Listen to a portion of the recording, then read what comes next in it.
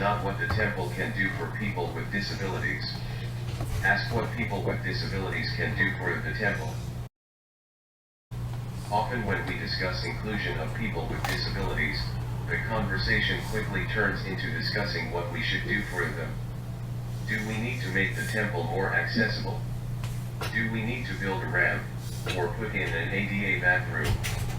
Do we need to buy prayer books or hire interpreters for people who are deaf or hard of hearing?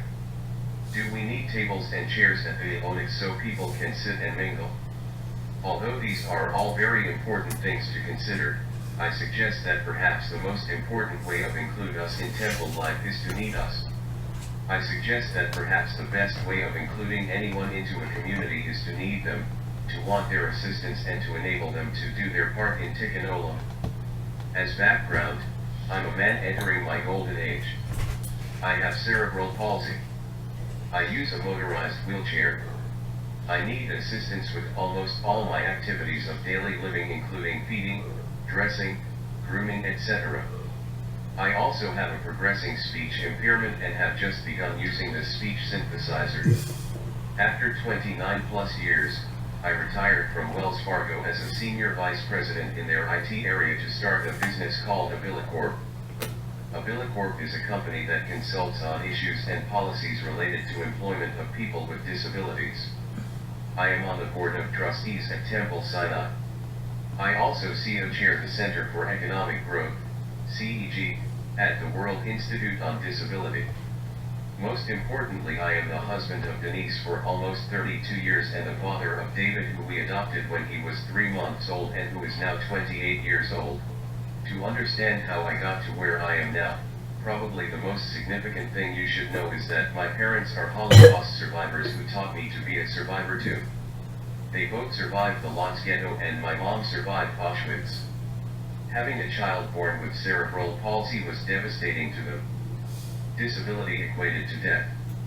They instilled in me a survival instinct and a belief that there is always a way to do what needs to be done.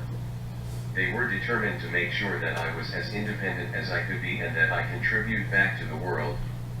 I truly believe that the most important lessons I learned from my parents and my Jewish upbringing was that there were things I had to do and that there was always a way to get those things done. My mom woke me up at 5:30 every morning so I had time to dress myself before the school bus came.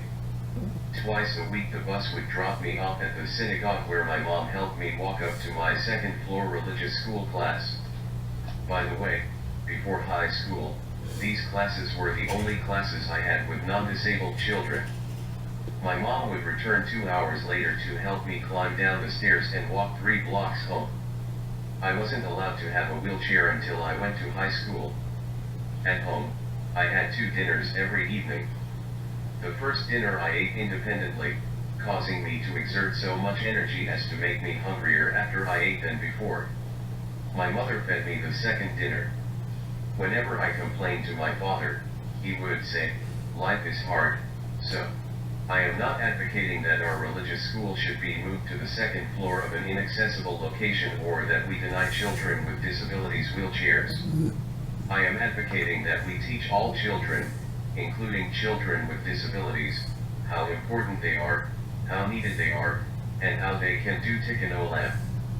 The time I felt the most accepted was when our son, David, was a baby. Since Denise took care of him all day while I worked, I had night duty. When David woke up hungry at 2 a.m., he didn't ask if I was able to get up and warm a bottle for him. He didn't ask if I was too tired. He didn't ask how I was going to do it.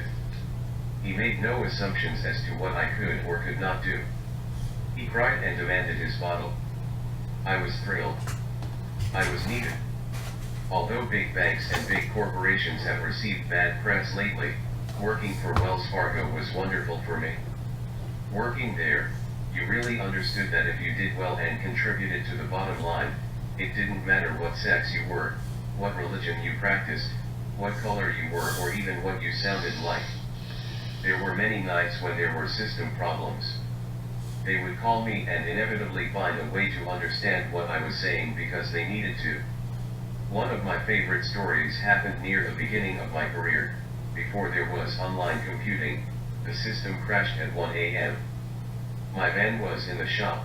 Trains in the Bay Area don't run all night.